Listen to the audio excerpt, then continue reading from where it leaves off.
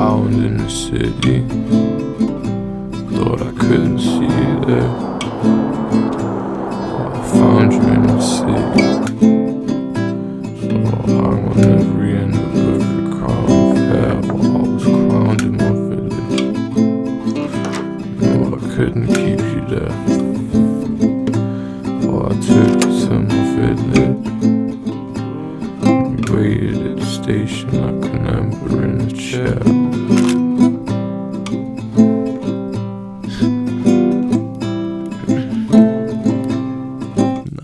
So the name stems from the figure looms in the distance. And it started as a way of separation because the music was so personal and offensive to people that are very close to me that I felt like I was doing an injustice by being so upfront down to my name. That's what stemmed the removal of my image, why I want to be a shadow to you, and why my music is the only window to who I really am. The discomfort actually comes from other people's faces.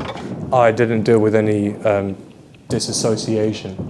I know other people that have. That wasn't my issue, and I think that was actually because I deliberately lent into self-expression in a very raw way. I've got stacks and stacks of paper of the first rhymes that I wrote, and they're explicit and graphic, and it just seemed like as much as I was in awe of the power of music, it was never even really a thought process.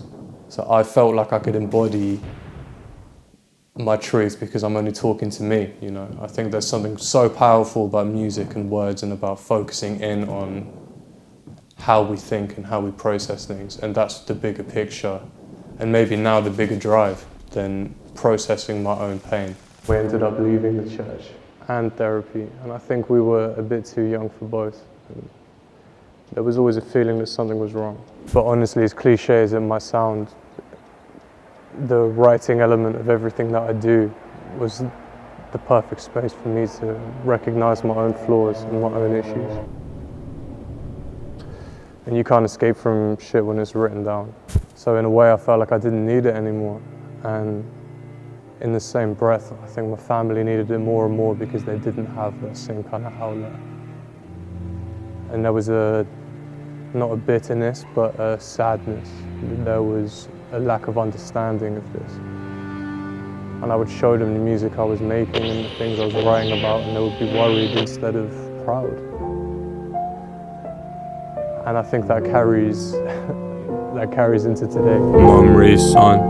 Dad used to beat us. Wouldn't know the man's face, his hands never leave us. Police hung the clothes as I wrote this in the blem smoke. Granny had a pow mow and call for crescendos. Pre-recorded testimony videos. Those pigs in the home, names in newspapers. Drop-kick toddler, aunts with a nice glass broke, didn't bottle up. We all almost offed it, changed with the surname. Looms we've taken us from urban to urbane, I promise. Never known a home that could have kept me. Ghost town house under bed sheets, kin kissed the cold shoulder, know it has the cul-de-sac. Then I met Flory out the window, made a bowler hat, and thanked the father with the promise to my Nike shoe. Pauper in the formal till she told me wear his fine suit. Could've cried through, think of mine too. Wonder, does he miss me? What is me?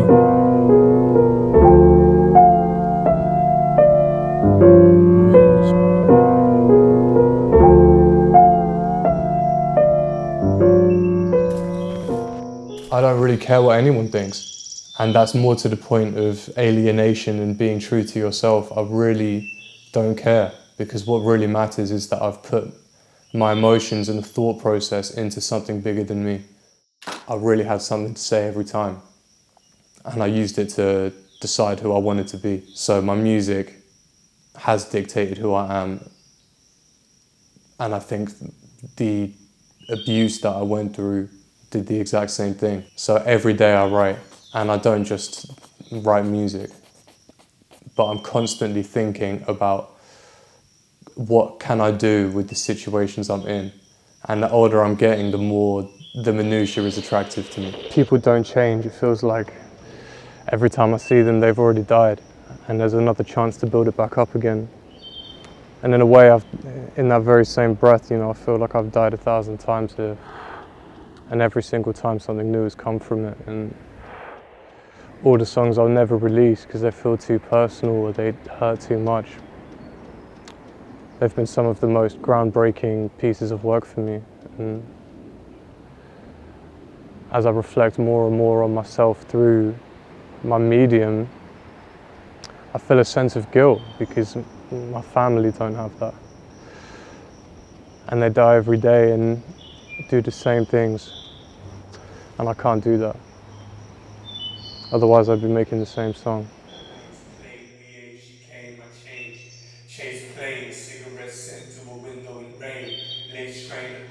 Forget it. And they laid the cage. I'm late, she left with the traces, stayed heavier than heaven on the waves plate. We age, she came, I changed. Chased planes, cigarettes sent to a window in rain. Late train of shadows like a stray. Clay brain remains in the grains of the knackered ashtray. Daydreams, hands break the face. Strange parade, beckon in the clip of flame. The flint will flicker, I fidget and fade. Pretty cage. Humming streets meet, lovers wonder where London leads. Receipts, shit coffee, muddy cuddled art scene teens. Sheet bleed, preach, younger than the summer, their factory steam. Keys in cubicles and baggies trapped in the zipper of the dicky jeans. Slabs of meat heat like Oxford Street concrete. Souls molding AI with your POTT, TFN, G to G, she BRB. Burnt sheets, cogs whirring in my sleep. Said she loved me cause I fuck her like a machine. She plead while I try to try life Taurus. Girls hide daughters, boys find porn to lie as water. Paupers with mortgages, rich wounds fit to fill a fortune. And awful porcelain ornaments, ornate drapes on the council flats. Generations stayed with dying on the silence. No Alcatraz, no only shackles found my dad. Body bending backwards to the sound of cash. Let the penny drop on beat. Need 1,000 for that, no really.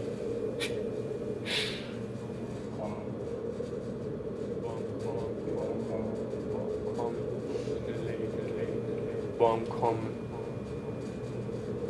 when they lay the case. He physically abused our whole family, sexually abused members of our family as well. He played mind games with extended members of our family and family friends.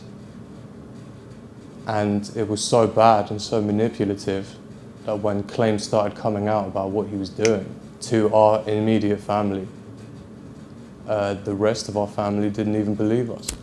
So there was a lot of abuse and discomfort and a feeling of something isn't quite right. I couldn't even bring myself then to actually acknowledge what had happened, almost like it immediately reflects on me, like it's my fault. But it wasn't, it isn't. And there's almost a humour to it now after all these years and relentlessly addressing it personally to get to this point where I can actually sit here and even mention it.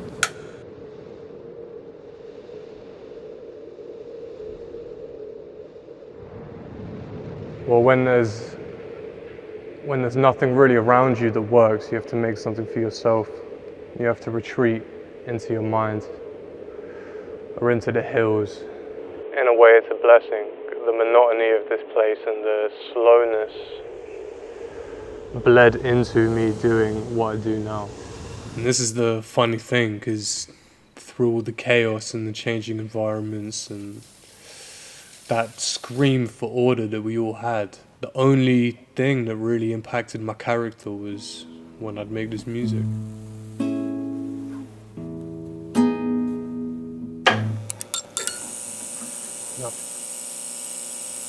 Shifting sands, shrinking plans, knees injured hands, kick the crabs in the bucket. Happy enough in the shack, slacking and slumped in his habits, gagging to covet, trapped in a parish of puppets. Fuck it. This ain't nothing but a test. Lover running for the best, covers flooding on the chest, sullen and depressed, words woven just to wipe away the woe. To find the face, he cried for days still. Silent sneers chime in Titan's ears, and kids still grapple with the shadows in their bunk beds. The sands flow like rivers until the sun sets. The sands flow like rivers until the sun rests. Enough stress as the clock face screams, so we puff cess for these lost daydreams like. And with the song he put the ruby to the lip. Tongue-tied Lucy on the tip. Dumb fights, mum cried Lucy in the whip. Apple of the eye and now we chewing on the pip. Shit, every day same old shit, different day now. And all the grey clouds stay, shamed as rain pounds. Chained down by fate paved since the stained gown. And still, these silent sneers chime in Titan's ears, and kids still grapple with the shadows in their bunk beds. The sands flow like rivers until the sun sets. The sands flow like rivers until the sun rests. Enough stress as the clock face screams, so we puff cess for these lost daydreams like.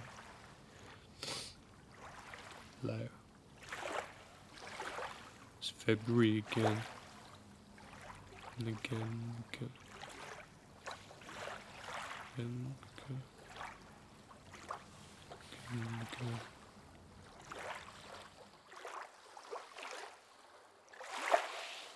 There's something so powerful about having to sacrifice other people just to be the person that you want to be. Everyone left. Deliberately. But I really was driven by monotony and escapism. And, you know, truly living in the four walls of your bedroom does a lot to you. The town that I'm from, you know, I have such an affinity with it, but it's as if it was never really there. Since I've lived here, it's been a small town that's been reconstructed, and that's taken literally the whole of my life to complete, and it's still going now. And the fields that we would all run out to don't exist anymore. There's just this enormous forest which hopefully they never touch, but everything has always shifted. But the tone has always been painfully familiar. I'll constantly think about it when I'm making music, and you know, it reflects through to just how I see the world around me anyway. I don't really find myself feeling anything as being permanent, and that gives me a deeper sense of appreciation for shit when it's here. I don't think there's anything special about feeling alienation when you're young. I don't feel childish anymore, and I feel very solidified in my own style and in my own messages. I maybe used to feel like Looms was a separate entity and, you know, like a character that I could put on as a form of escapism and through all of these barriers like anonymity. And now I feel like there's a sense of directness. True artistry is change as well, and I think if one artist only does one thing, I think there comes a point where that becomes fruitless and a critique. This is the thing, my image is not my concern, and that's why I keep myself removed. It doesn't interest me what I look like to other people, and I'm not trying to put on the show. I'm just trying to capture things that capture me. I try to eliminate the thought process really every time. It becomes too complicated. It becomes too harsh and scientific, and I'm way more interested in capturing a train of thought. I'm truly obsessed with words, even down to the shape of them and how they look. I've got a real attraction to words, and I write as often as I can, even if it's inconsequential and with no drive behind it. Check. But doing this for myself was something that I only ever wanted, and I think that became conflated with the idea of what success actually is. And for me, true success is knowing that I've connected to one person. Maybe some songs don't reflect me in the most positive light, but we're all human, and I think that's more important than trying to protect an image. You know, I was a bad kid for a long time. I knew the whole time that what I was doing was wrong, and I had this voice in me always that was like, you're better than this, you can do so much better. It's about flipping that pain and that child abuse into being something positive, a positive force. So as I look back on my childhood, I see all these opportunities where I deliberately didn't listen to that voice. And now I try to every day.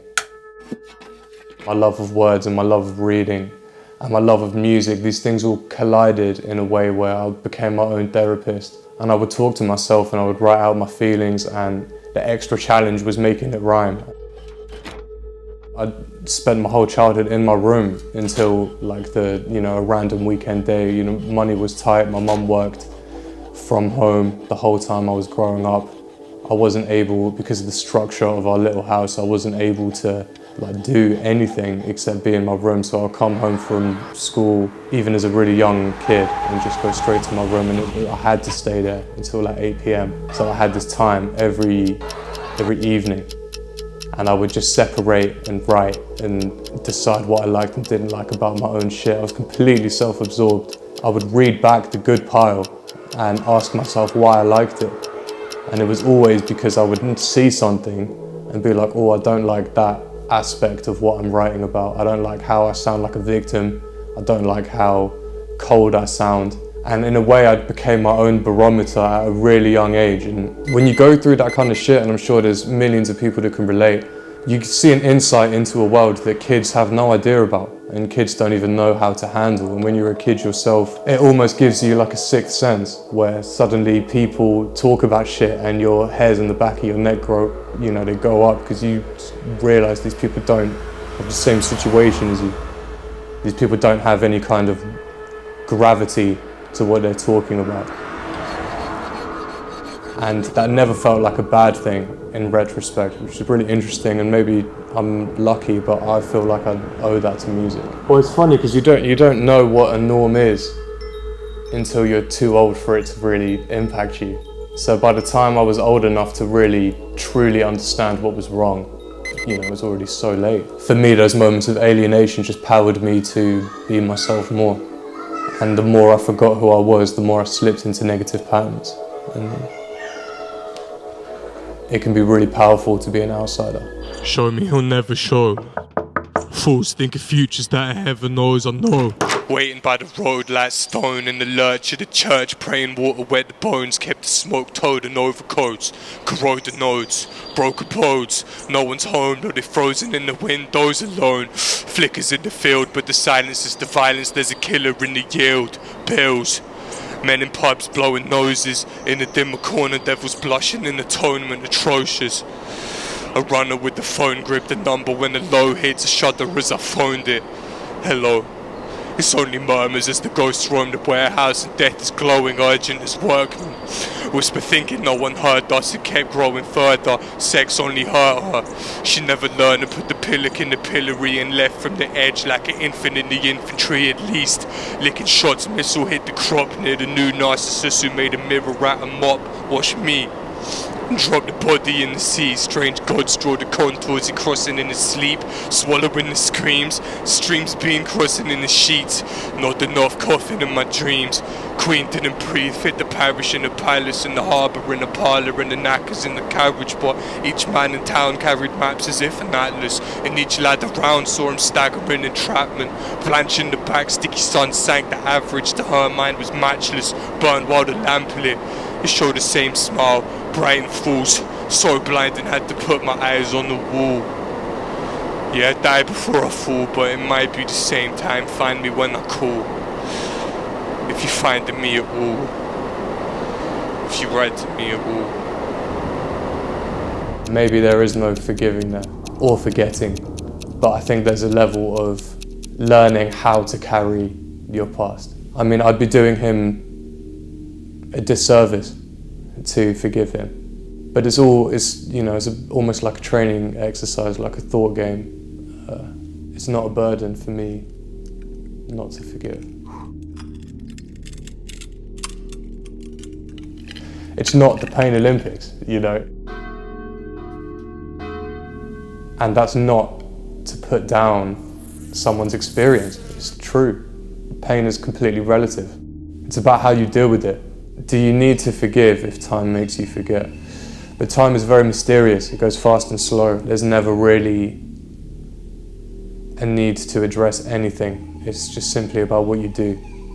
There's not really a need for anything. If you choose to neglect the truth, then that's true escapism.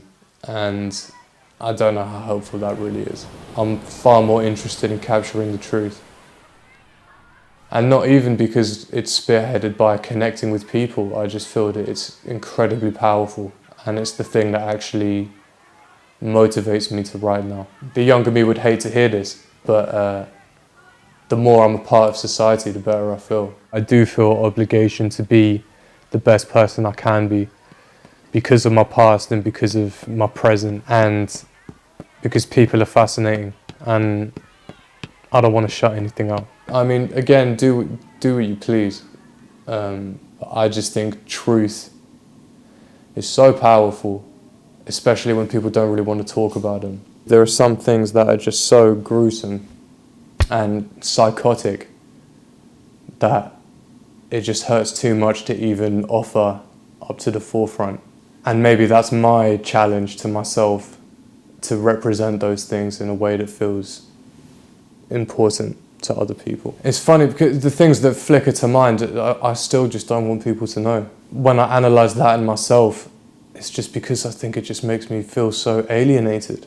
And as much as I can say that that's empowering, there's a line where it's like, you know, there are things that I tell people and I see their faces break and I see, you know, I've had people cry and hit walls and spiral out of control. I've had people say that they've brought it up, like, and gone to therapy because of like the shit that's happened to me, and like that feels like a horrific burden to put onto people. So I don't really want to tell people those things just yet. But this is the other side of it, you know, how brilliant would it be for me to dox him and to tell you everything I know about him and to tell you the horrible things he did, and maybe someone somewhere would track him down and do something, and maybe that would be in a strange way a good thing. That's not something I'm willing to act on just yet. With everyone he ever introduced me to, any time I can recall speaking to him, there was something wrong. There was a sense of ownership and carelessness that you have to be psychotic and cold to have for your own children. And I believe that he had us as the ultimate power game, and that my family were almost like a project for him to manipulate and control. And he absolutely succeeded for many years. And his fantasies got darker and more twisted, and we became pawns in his game. It wasn't really about who we were as people. But when I'm asked, what did he look like? What did he feel like? I mean, it's very hard for me to put the point across, and in a way that's not actually that important to me. But I know that he looks like me, and that's something that I find fascinating and horrific at the same time. Would I want him to write to me? No, I wouldn't.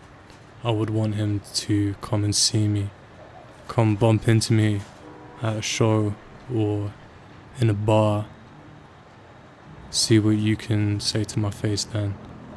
Maybe I'll be turning the corner one day and he'll just be walking right there and I can stop him and say and do all of the things that I know I would do in that situation. It would be wonderful for him to write to me, actually, but I also know that that just won't happen.